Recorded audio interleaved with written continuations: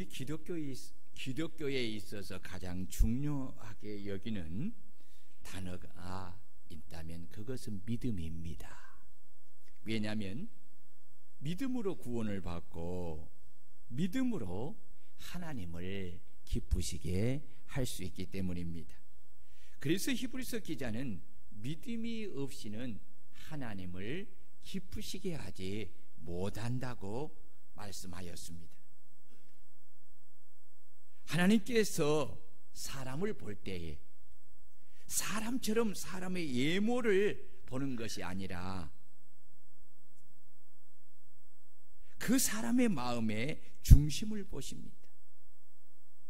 그 마음의 중심은 그 마음에 믿음이 있느냐 없느냐를 보시는 것입니다. 이만큼 믿음은 우리에게 참으로 중요한 것입니다. 그렇다면 믿음이란 무엇일까요?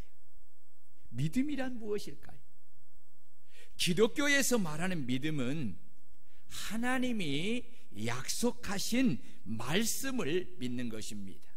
따라해 봅시다. 믿음은 하나님이 약속하신 말씀을 믿는 것이다.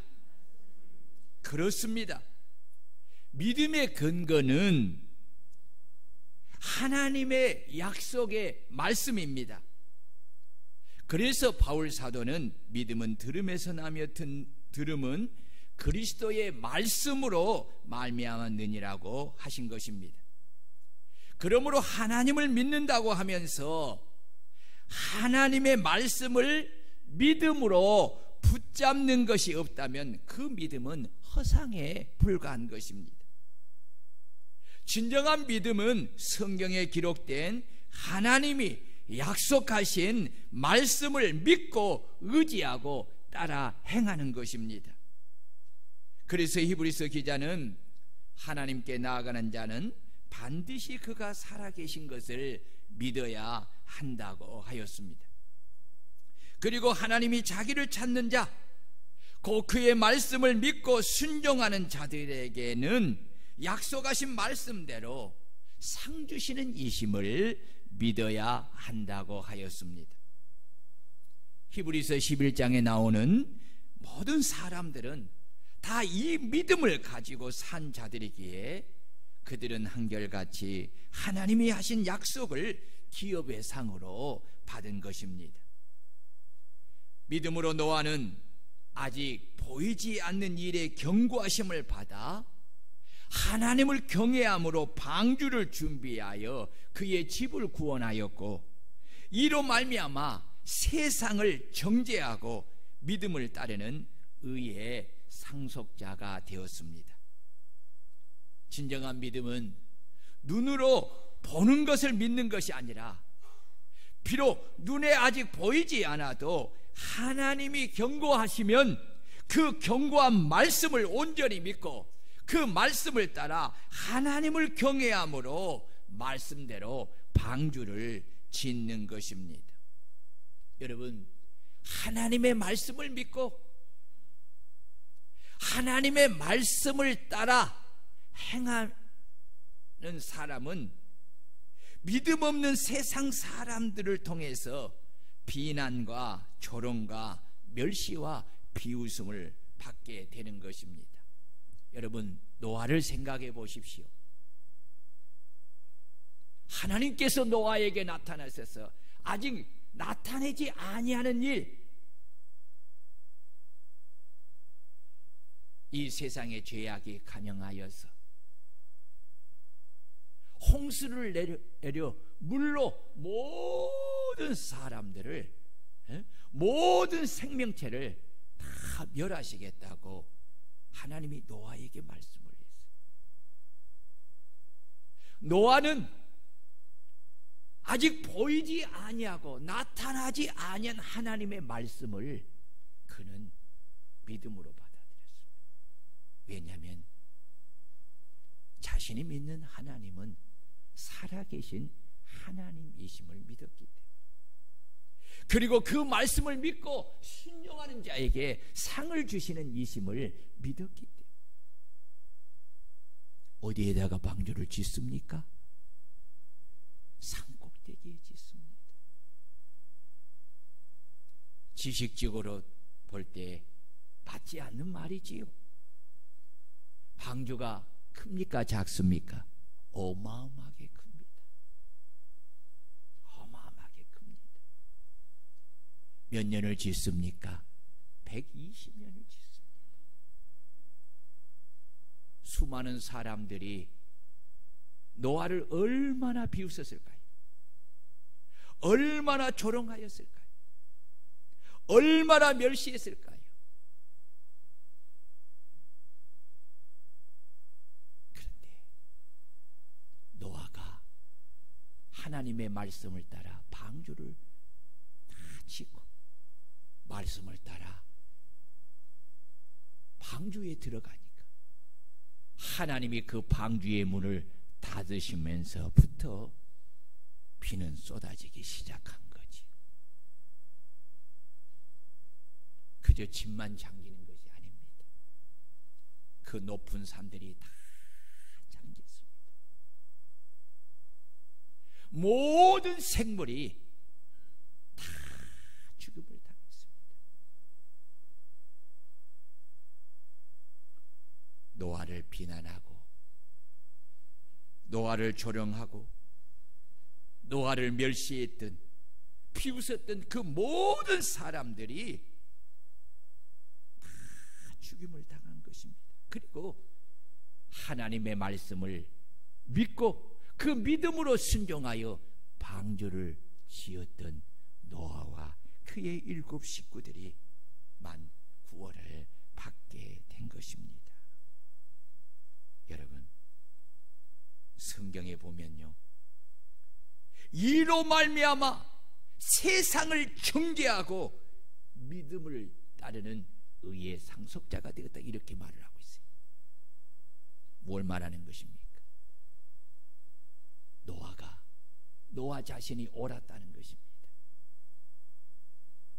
노아를 비난하고 비웃었던 그들이 옳은 것이 아니라 하나님의 말씀을 믿고 그 믿음으로 순종하는 삶을 살아 방주를 지었던 자신이 옳았다는 것입니다. 여러분, 하나님의 말씀을 듣고 그 말씀을 믿고 믿음으로 순종하며 살아갈 때는 아직 하나님이 내게 하신 약속의 말씀이 눈에 나타나 보이지 않는 것이기 때문에 사람들은 비웃습니다. 조롱합니다. 그런 것이 어디 있어? 그러나 여러분, 우리가 믿는 하나님은 살아계신 하나님이십니다. 그분은 약속하신 것을 변개하지 않습니다. 반드시 이루고 성취하시는 분이십니다. 여러분, 노아만 그랬을까요? 아브라함도 그렇습니다. 나이 75세에 하나님께서 본토 친척 아비의 집을 떠나 내가 내게 지시한 곳으로 가라. 그런데 하나님께서 그에게 지시하는 곳을 어디에 있어서 동쪽에서부터 몇 킬로 가면은 어떤 강이 있을 것이고 거기를 지나면 거기가 너가 살 것이다, 이렇게 말하지 않았어요. 갈 바를 알지 못했다는 거예요. 그런데 아브라함은 하나님의 약속의 말씀을 믿었기에 창세기 12장에 보면 말씀을 따라갔다, 이렇게 했어요. 여러분, 내가 지금 하나님의 약속을 받았지만 그 길이 어디로 가야 될지 눈에 명확하게 보이지 아니한다 할지라도 하나님을 의지하고 믿음으로 말씀을 붙잡고 가다 보면 하나님께서 내 삶의 길을 정확하게 약속한 곳으로 인도하는 줄 믿으시기를 축원합니다. 아브라함이 갈대아 우리에서 출발해서 하란까지 갔다가 그가 가나안 땅으로 들어왔는 것입니다.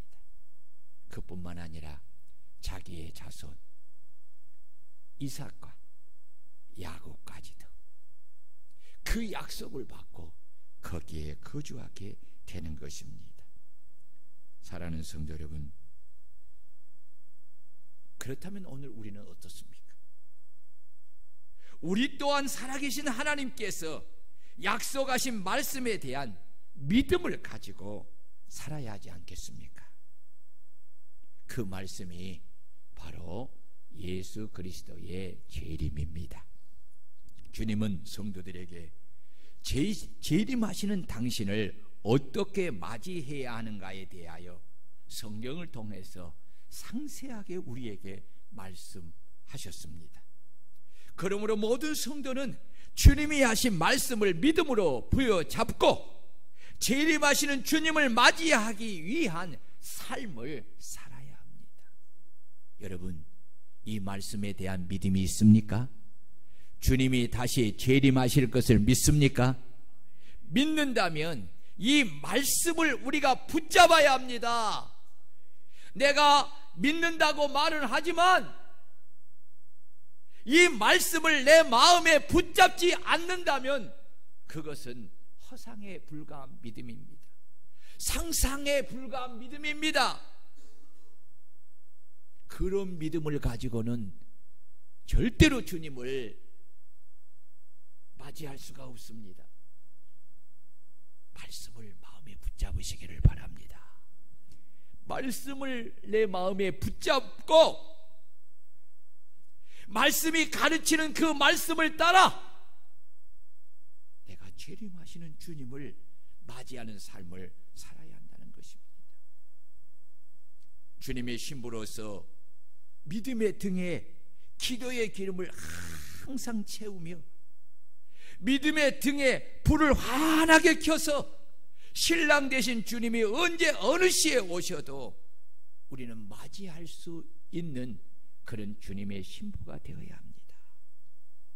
성도는 주님의 종으로서 주인께서 주인을 위하여 장사하여 남기라는 사명의 달란트를 받은 자입니다. 그러므로 종은 세월을 아끼며 부지런히 장사하여 자신이 받은 달란트를 주님을 위해 많이 남겨야 합니다.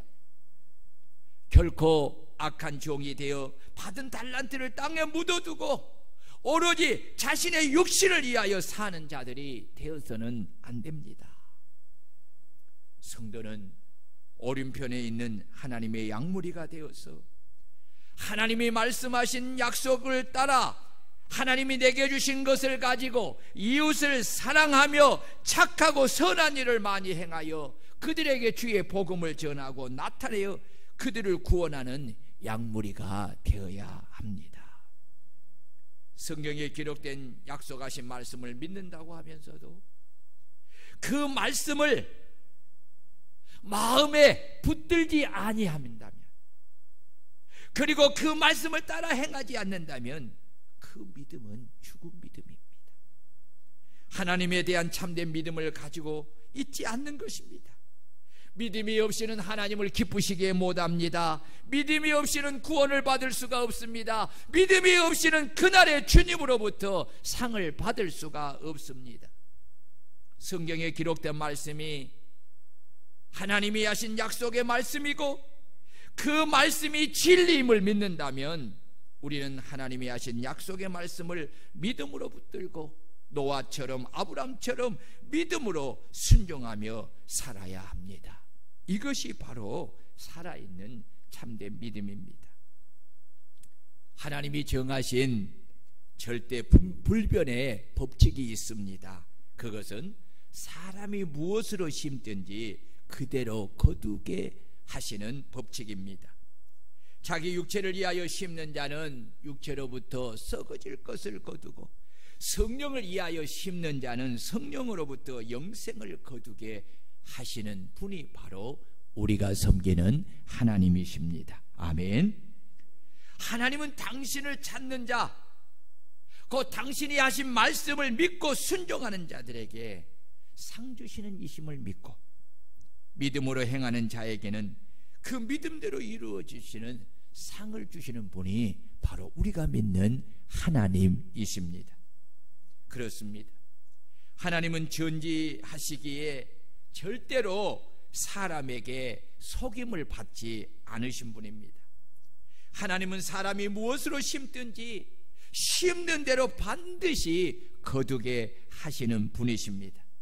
그래서 히브리서 기자는 하나님은 불의하지 아니하사, 뭐하지 아니하사?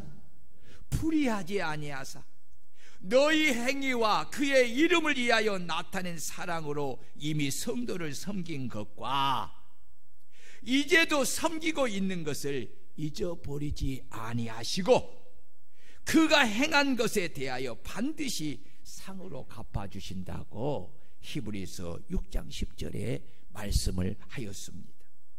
그러므로 하나님을 경외하고 섬기는 믿음의 사람들은 이 말씀을 절대적인 진리로 믿고 우리는 오로지 하나님의 약속하신 말씀을 따라 믿음과 사랑으로 부지런히 심고 또 심는 성도가 되어야 합니다. 왜냐하면 그리스도 예수 안에서는 할례나 무할례가 효력이 없으되 오직 사랑으로서 역사하는 믿음뿐이라고 바울 사도는 갈라디아서 5장 6절을 통해 우리에게 말씀하고 있습니다.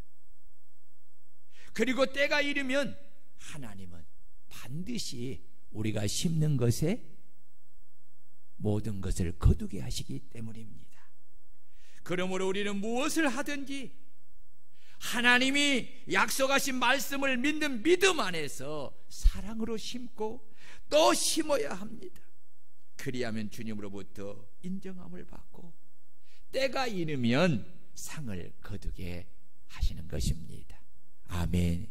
그래서 제가 여러분들에게 식당에서 음식을 준비할 때, 또 교회에서 무엇을 봉사할 때 누구를 생각하라? 하나님을 생각하고 하나님의 말씀을 생각하라고 말씀을 드리는 이유가 여기 있어요. 여러분들이 하나님이 심는 대로 갚으신다는 것을 여러분들이 진짜 믿는다면, 지극히 작은 소자에게 한 것이 누구에게 한 것이라? 주님께 하는 것이라는 것을 믿는다면, 내가 주님을 대접하는 그 마음으로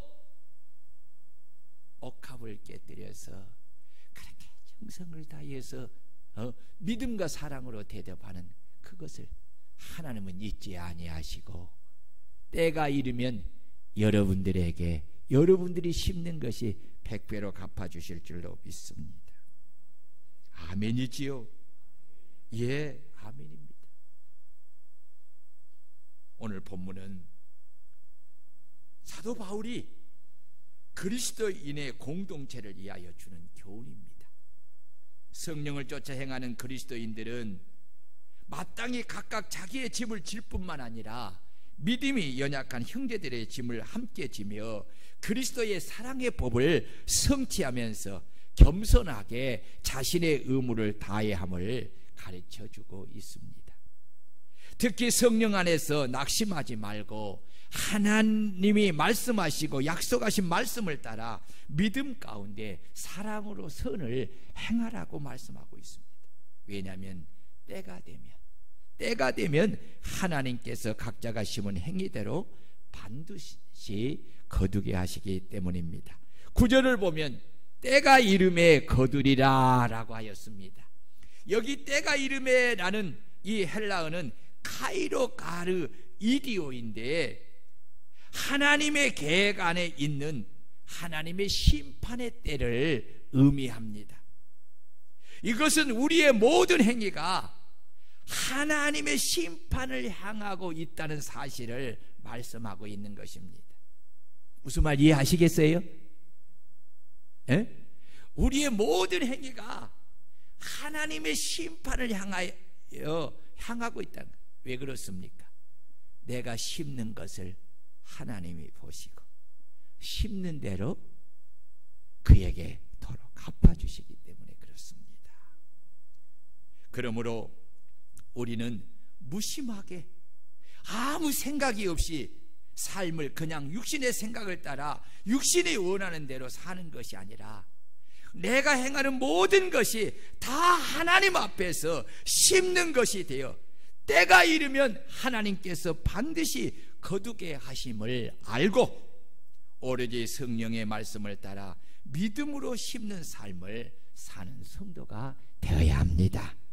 그리하면 하나님의 나라를 유업으로 받지 못하게 하는 육체의 욕심을 이루지 아니하고 하나님의 나라의 유업을 받게 되는 것입니다.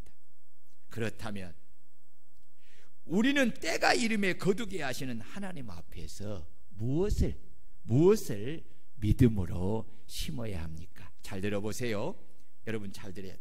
자, 눈을 뜨시고, 눈을 떠야 돼. 눈 감으면 오늘 예배 다 마귀에게 다 날려버려. 눈을 떠야 돼. 저를 잘 보세요. 그래야 여러분 설교는 귀로 듣는 것이 아니라 뭘로 듣는다? 눈으로 듣는 거예요. 눈으로. 눈이 감겨지면 귀는 당연히 감겨져. 그러면 오늘 예배 여러분 사단에게 다 빼앗겨 버리고 말. 자, 무엇을 심어야 할까? 첫째, 말씀을 가르침을 받은 성도는 말씀을 가르치는 목자와 모든 좋은 것을 함께함으로 심어야 합니다. 6절을 보세요. 시작. 가르침을 받는 자는 말씀을 가르치는 자와 모든 좋은 것을 뭐하라? 함께하라.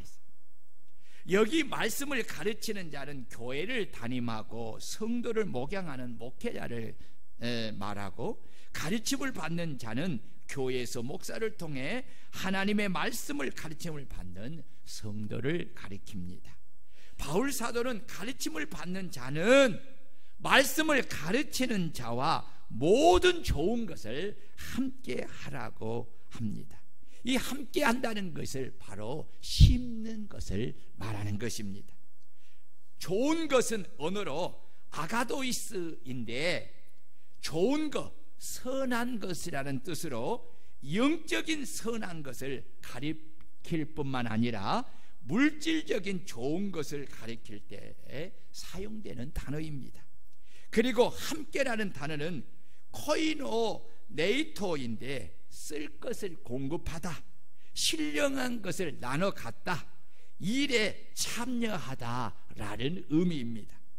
그렇다면 하나님의 말씀을 가르침을 받는 성도가 말씀을 가르치는 주의 종과 어떻게 해야 말씀대로 모든 좋은 것을 함께 함으로 신령한 것을 심을 수 있는 것입니까? 그것은 영적인 신령한 것을 함께 하는 것입니다. 따라해보세요. 영적인 신령한 것을 함께 하는 것이다. 예, 영적인 신령한 것을 함께 하는 것은 첫째, 따라해 봅시다. 말씀의 가르침을 받는 것이다. 말씀의 가르침을 받는 것이다. 성도와 목자의 관계는 오직 그리스도 예수 안에서 말씀을 통해 맺어진 관계이기에 하나님의 말씀을 떠나서는 관계가 성립될 수가 없습니다. 목자는 양무리들에게 날마다 그들이 필요한 생명의 양식을 가르쳐 먹여야 합니다. 왜냐하면 목자장 대신 예수님께서 내 양을 먹이라, 내 양을 치라, 내 양을 먹이라고 명령하셨기 때문입니다. 목자가 양무리들에게 하나님의 말씀을 가르치는 것을 소홀히 여기고 세상의 사상을 가르치고 먹이면 그 양의 영은, 그의 믿음은 병이 들고 결국은 믿음이 떨어져 그 영의 생명이 죽고 마는 것입니다.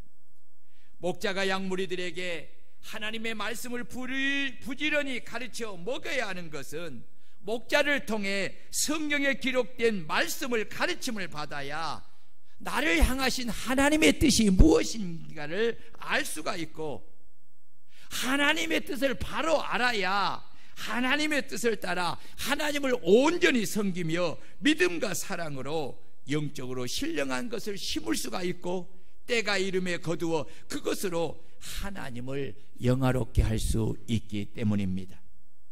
성도가 목사를 통해 하나님의 말씀에 대하여 가르침을 받지 아니하면 목자와 양의 관계는 성립되지 않습니다. 목자와 양의 관계는 생명적인 관계이기 때문에 절대로 분리할 수 없는, 반드시 함께해야 하는 관계입니다. 왜냐하면 양은 목자를 통해 말씀의 양식의 꼴을 먹음으로 영혼의 생명과 건강을 유지할 수 있기 때문입니다. 그래서 성도는 목사의 가르침을 잘 받는 좋은 것을 함께 해야 합니다. 둘째로, 가르침을 받는 성도는 말씀을 가르치는 목사가 인도하는 예배에 함께하고, 목사가 기도하는 좋은 일에 함께하므로 신령한 씨앗을 부지런히 심어야 합니다. 아멘. 이 신령한 영적 좋은 일에 믿음과 사랑으로 함께 행하는 것은 성령을 위하여 심는 자로서 성령으로부터 영생을 거두는 씨앗을 뿌리는 것과 같은 것입니다. 그러나 신령한 영적 일을 함께 심지 않는 것은 그가 비록 성도라 할지라도 성령을 따라 살지 않고 육신을 따라 자기 육체를 위하여 썩어질 것을 심는 것입니다. 결과적으로 육체로부터 썩어질 것을 거두게 되는 것입니다. 모름지기 말씀을 가르침을 받은 성도들은 말씀을 가르치는 주의 종이 인도하는 예배에 함께하고, 목사가 기도하는 좋은 일에 함께해야 합니다. 그리하면 때가 이름에 하나님은 반드시 그들이 성령으로 심은 것으로 인하여 약속하신 영생을 거두게 하시는 것입니다. 아멘. 여기 영생을 거두게 하신다는 것은 영생 안에 있는 모든 신령한 것을 다 포함한 말입니다. 세 번째로, 가르침을 받은 성도는 말씀을 가르치는 목사와 함께 모든 착하고 선한 좋은 일에 함께하며 신령한 것을 심어야 합니다. 여기서 착하고 선한 좋은 일은 이웃들에게 하나님의 사랑을 나타내어 그들을 전도하며 선교하여 구원하는 일이고, 주의 몸된 교회의 지체로서 몸된 주님을 위하여 봉사하는 일에 함께함을 말하는 것입니다. 그러므로 하나님의 말씀에 가르침을 받은 성도는 하나님의 말씀을 가르치는 목사와 함께 이웃들에게 그리스도의 사랑을 나타내어 그들을 전도하며 선교하고 구원하는 좋은 일에 함께하고, 또 주의 몸된 교회의 지체로서 몸된 주님을 위해 봉사한 일을 함께 해야 합니다. 이것이 바로 신령한 것을 함께 심는 것입니다.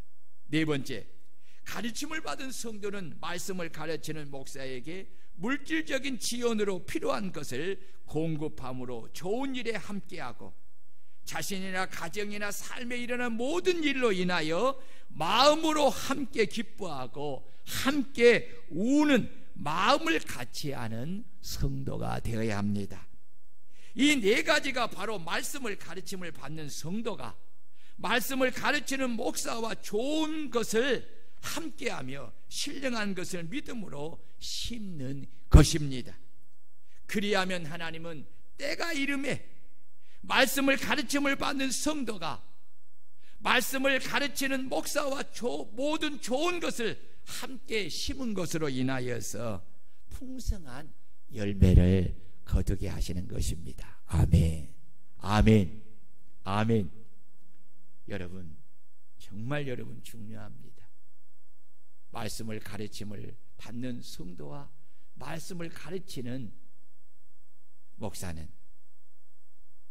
양과 목자의 관계로서 끊어질 수 없는 생명적 관계이기 때문에 여러분, 이 관계를 잘 함께함으로 모든 좋은 것을 함께 심는 성도들이 되시기를 축원합니다. 두 번째로, 스스로 속이지 말아야 합니다. 오늘 본문 7절을 보면 스스로 속이지 말라.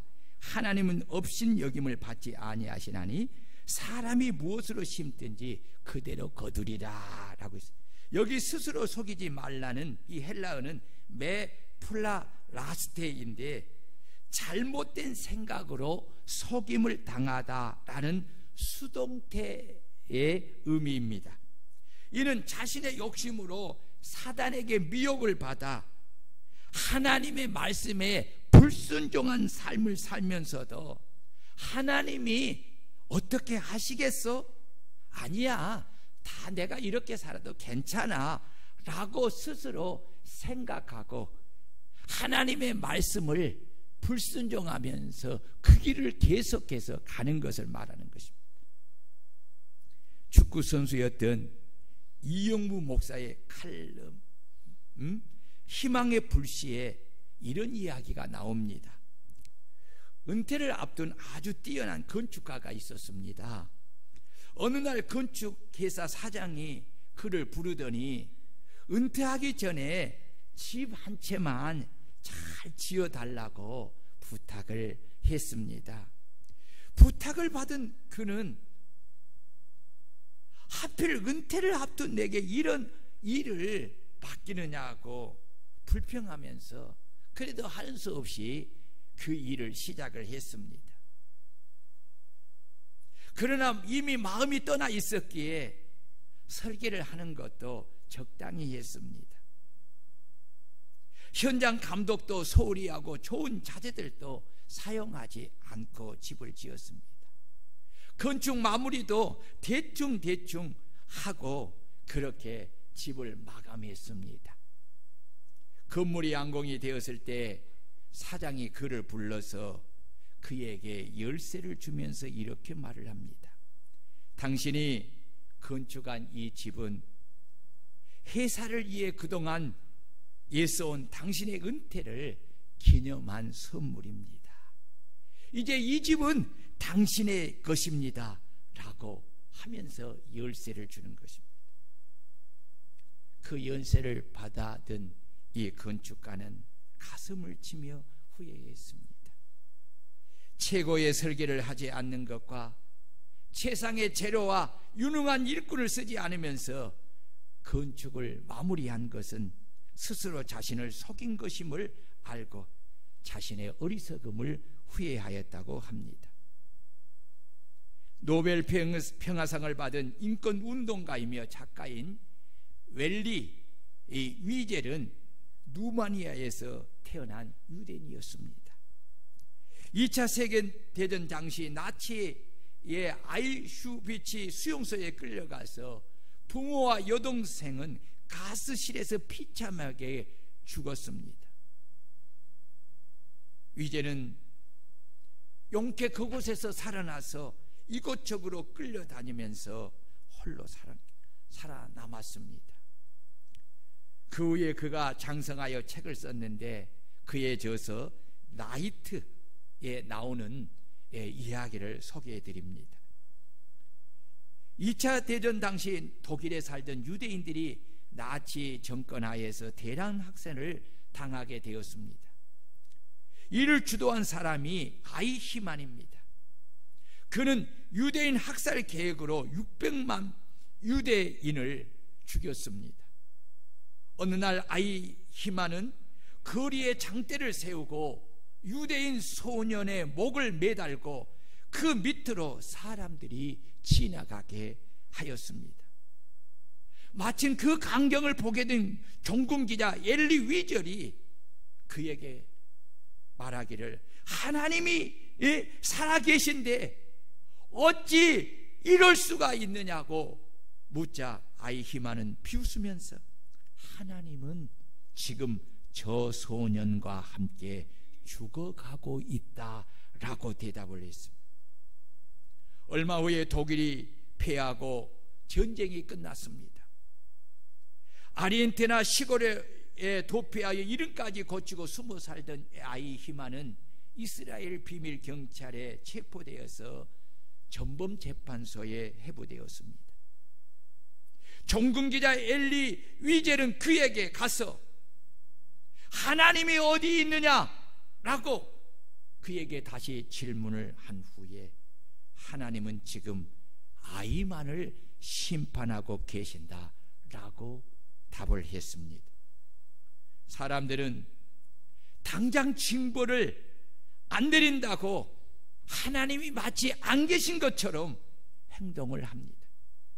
그러나 하나님은 불꽃 같은 눈동자로 사람의 마음과 생각까지 살피시며 때가 이르면 반드시 심은 것을 거두게 하시는 하나님이심을 믿으시기를 축원합니다.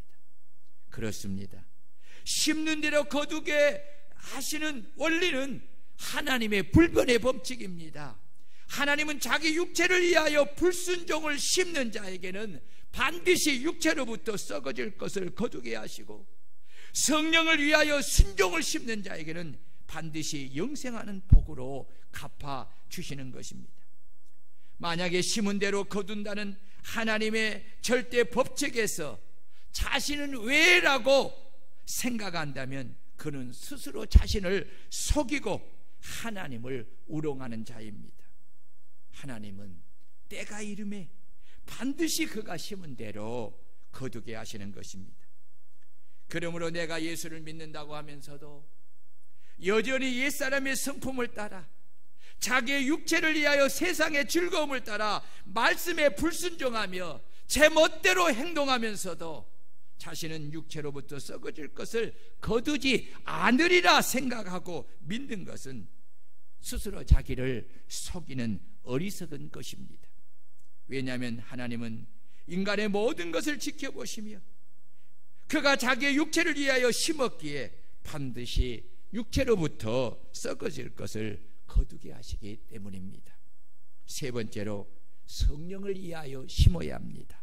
오늘 8절을 보면 자기 육체를 위하여 심는 자는 육체로부터 썩어질 것을 거두고 성령을 위하여 심는 자는 성령으로부터 영생을 거두리라 하였습니다.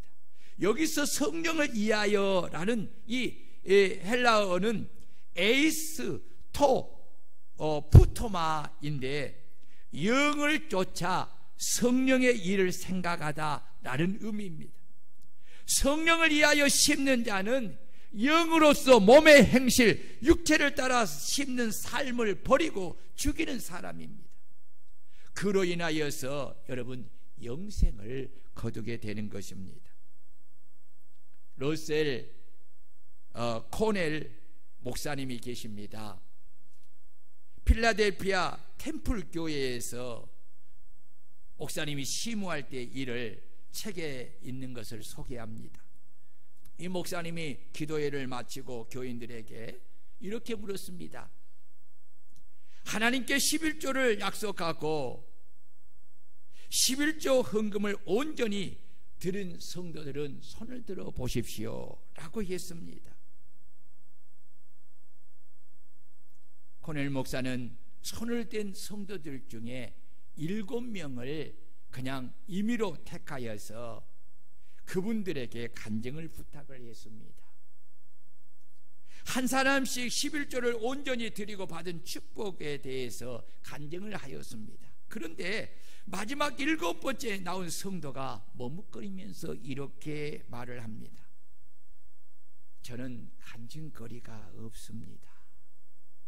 하나님께 정직한 11조를 온전히 드리겠다고 약속을 한 이후부터 그 약속을 지키기 위해 어려운 생활에도 불구하고 전략하며 11조를 온전히 믿음으로 드리는 생활을 해왔습니다.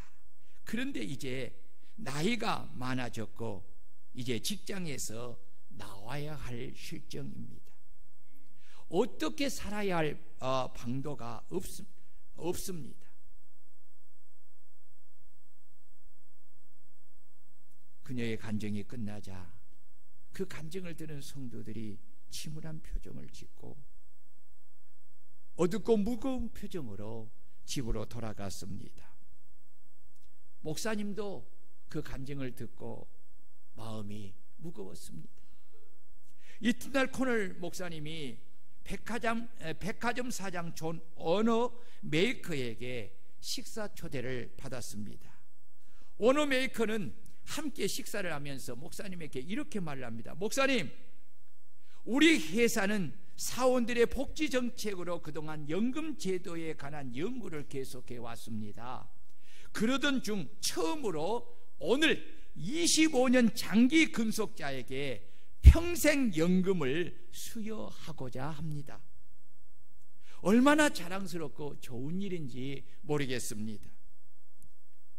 그 이야기를 하면서 평생연금을 받는 처음에 사람을 이름을 소개합니다. 코넬 목사님은 그 이름을 듣고 놀라지 않을 수가 없었습니다. 왜냐하면 평생연금을 받는 사람은 바로 어젯밤 7번째로 간증한 그 성도였기 때문입니다. 목사님은 하나님의 말씀대로 성령을 위해 온전한 11조를 믿음으로 사랑으로 심은 것을 하나님은 때가 이름에 약속대로 풍성하게 거두게 하시는 이 하나님이심을 보면서 다시 성도들을 교회로 불러 모았습니다. 그리고 7번째로 나와 간증했던 성도를 다시 앞에 세우고 자신이 들었던 그 사실을 알려주면서 성령을 위하여 말씀을 따라 믿음으로 심는 자는 때가 이르면 반드시 그 심은 것에 30배, 60배, 100배의 열매를 거두게 하시는 하나님이심을 그렇게 간증을 한 것입니다. 여러분, 하나님의 말씀이 진리임을 믿습니까? 믿습니까? 믿는다면 그 말씀을 온전히 붙잡고 믿음을 따라 사랑으로 여러분 심고 때가 이르기까지 믿음으로 인내하며 기다리는 성도들이 되시기를 축원합니다. 그리하면 하나님은 반드시 약속하신 말씀대로 여러분 풍성한 것을 거두게 하실 줄로 믿습니다. 마지막으로 선행을 포기하지 말아야 합니다. 9절을 한번 읽겠습니다. 시작. 우리가 선을 행하되 낙심하지 말지니 포기하지 않으면 때가 이름에 거두리라. 여기 포기하지 아니하면은 언어로 에클리오 메노이인데 육체적으로 지쳐 그만두다라는 의미입니다. 바울은 선행의 씨앗을 뿌리는 일을 지치지 말고 계속하라고 강조하고 있습니다. 사람은 누구나 할 것이 없이 약한 존재입니다. 그러기에 믿음이 약해지면 바라는 소망이 약해지기에 말씀을 따라 믿음으로 행하다가 믿음이 떨어지면 여러분 내가 행하였던 그 선행을 포기하게 되는 것이 사람입니다. 그래서 우리의 믿음이 떨어지지 않도록 항상 말씀과 기도에 깨어 있어야 합니다. 선을 행하는 것은 씨앗을 심는 것과 같습니다. 인내하며 선행의 씨앗을 심는 일을 포기하지 아니하면 때가 이르면 거두게 될 줄로 믿습니다. 그러므로 선행에 대한 결과물이 바로 나타나지 않는다고 조바심을 내지 말아야 합니다. 또 선을 행하는 것을 사람들이 몰라준다고 또 보상하여 주지 않는다고 실망하지 말아야 합니다.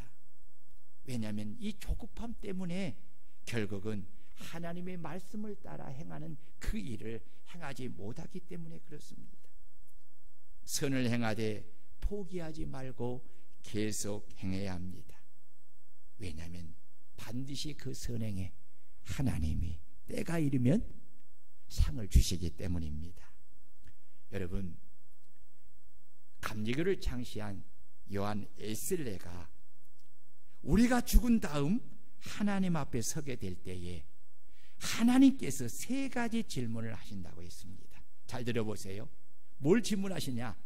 첫째, 내게 준 시간을 어떻게 썼느냐 물으신다는 것입니다. 둘째, 내게 준 물질을 어떻게 썼느냐 묻는다는 것입니다. 셋째, 내게 준 자녀를 어떻게 가르쳤느냐라고 묻는다고.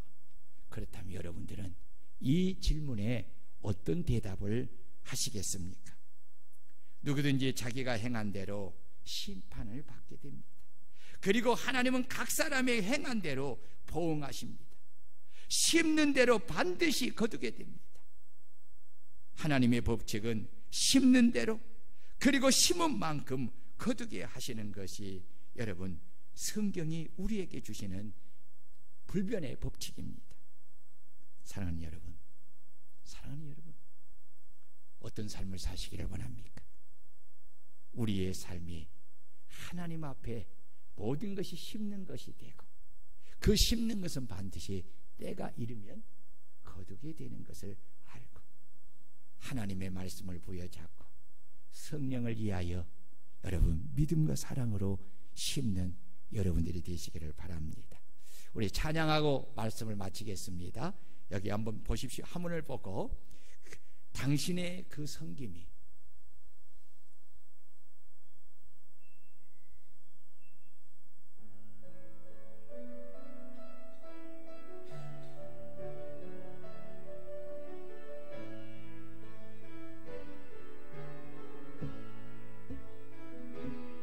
당신의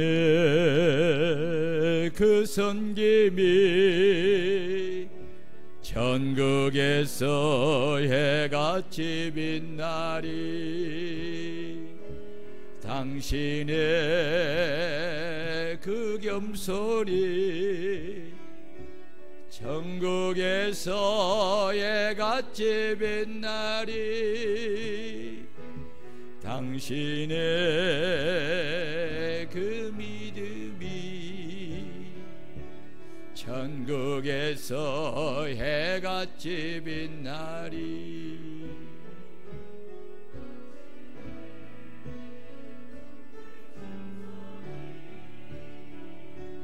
천국에서 해같이 빛나리.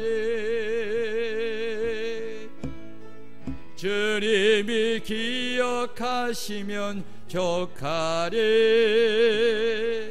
예수님 사랑으로 가득한 모습, 전사도 흠모하는 아름다운 그 모습, 천국에서 해같이 빛나리. 당신의 그 순종이 천국에서 해같이 빛나. 아멘. 당신의 그 사랑이 천국에서 해같이 빛나리. 당신의 그 찬송이 천국에서 해같이 빛나리. 당신의 그 헌신이 천국에서 해같이 빛나리. 주님이 기억하시면 족하리. 불타는 사랑으로 가득 찬 모습, 전사도 흠모하는 아름다운 그 모습, 천국에서 해같이 빛나리. 사랑하는 여러분, 오늘 말씀을 보여잡고 우리 다 같이 한번 통성으로 기도하겠습니다. 사람이 무엇으로 심든지 하나님은 반드시 때가 이르면 거두게 하신다는 것을